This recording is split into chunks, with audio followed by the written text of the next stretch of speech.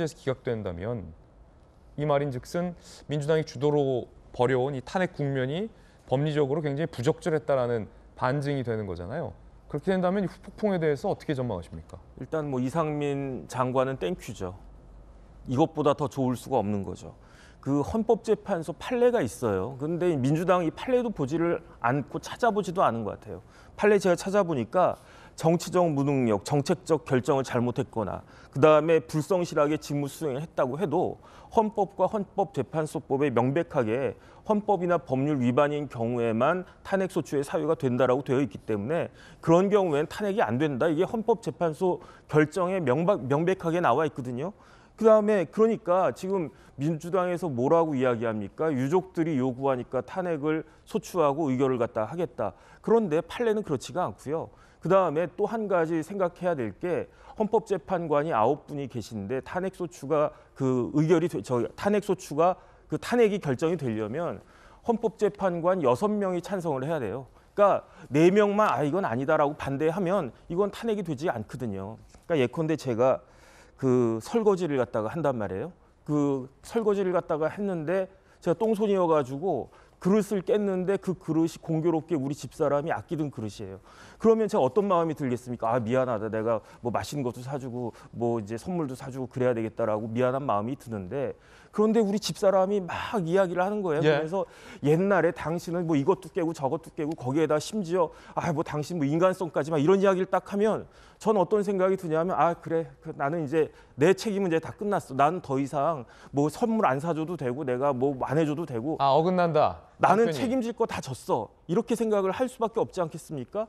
전주의원님 뭐라고 말씀하셨냐면 법적인 책임과 정치적 책임이 다르다고 했는데 법적으로 이렇게 탄핵까지 딱 그 소추까지 돼가지고 온갖 망신을 갖다가 당했는데 헌법재판소에서 탄핵 사유까지는 아니다라고 하면 그렇게 되면 그때는 제 생각에는 이상민 장관은 정치적 책임까지도 완전하게 소멸이 되는 것이 아닌가 저는 그런 생각이 들고요. 지금 정청래 의원이 뭐 집에 갔다 오셔야 된다라고 말씀을 갖다 하셨는데 제가 봤을 때 이상민 장관은 잠깐 집에서 뭐 한 달인지 2달인지 몇 달 동안 쉬다가 그러다가 다시 복귀하셔가지고 주구장창 행안부 장관 본인이 하시고 싶을 때까지 하실 수 있는 그러한 계기를 갖다가 지금 이제 민주당에서 마련해 주는 거고 그다음에 그거에 대한 후과는 민주당이 그대로 다 돌아갈 것이다라고 저는 개인적으로 그런 생각이 듭니다. 정혁진 변호사님 의견입니다. 사실 나흘 전이었던가요? 민주당 의총 때 이런 우려, 당내에 이상민 의원 같은 정혁진 변호사의 의견 같은 우려 때문에 탄핵, 당론 채택이 불발됐었잖아요. 자, 만약에 탄핵이 헌재에서 요건을 갖추지 못해서 기각이 된다면 그 이후에는 어떻게 되겠습니까, 정의기? 뭐 만약에 법적인 책임이 없다라고 판결을 한다면 그것은 헌재 판결을 인정을 해야 되는 거겠죠. 그러나 저희는 법적인 책임이 없다라고 말씀을 하시는데 저희는 법적인 책임이 충분히 있다라고 말씀을 드리고 싶습니다. 헌재에서도 인용될 수 있다? 네, 충분히 가능성이 있다고 보고 있습니다. 그러니까 뭐 정치적인 책임은 당연히 사형 선고를 내려야 되는 측면이 있다고 보고 있습니다. 그 이유는 멀쩡한 사람들이 159명이 지금 길을 걷다가 명을 달리하셨어요. 그런 거에 대해서 정치적인 책임을 지지 않고 자기가 앞으로 이런 일이 재발하지 않도록 행안부 장관으로서 노력하겠습니다라고만 이야기하면 되는데 자기가 자기 책임 아니라고 우기니까 지금 정치적인 사형 선고를 받은 겁니다. 그것에 대해서는 인정을 해줘야 되는 것도 있는 거고 법적인 측면에서는 국정조사 때도 일부적으로 나왔어요. 행안부 장관으로서 당연히 이런 참사가 일어났을 때는 바로 중대본을 구성하고 그에 대한 매뉴얼대로 운영을 했었어야 되는 건데 그 매뉴얼은 본인이 지휘권이 없었다라고 변명하면서 하지 않았다는 것이 있다는 거죠. 그래서 여러 가지 측면들을 봤을 때 법적인 문제가 당연히 있고 이것은 현재에서도 법적인 책임도 질 수 있게끔 하는 문제로서 저희는 탄핵 소추를 한 것입니다. 이상민 장관은 처음부터 본인의 잘못을 인정하고 이런 문제 제기를 안 했다면 법적인 책임 그리고 국정조사에도 당연히 법적인 책임을 지겠다라고 이야기를 했었다면 탄핵 국면까지 절대 안 했을 겁니다. 이런 측면에서 정치적인 책임, 법적인 책임 다 지셔야 되는 것이고 애초에 윤석열 대통령께서 이상민 장관 교체 요구에 응해 주셨더라면 이 정도 문제까지는 불거지지 않았을 거라고 생각을 합니다. 그러니까 뭐냐면 이게 탄핵이라는 거는 가벼운 또 법 위반을 했다고 100% 탄핵으로 가는 게 아니거든요. 다시 한번 얘기하지만 중대한 헌법 위반이나 법률 위반이 있어야 되는 거예요.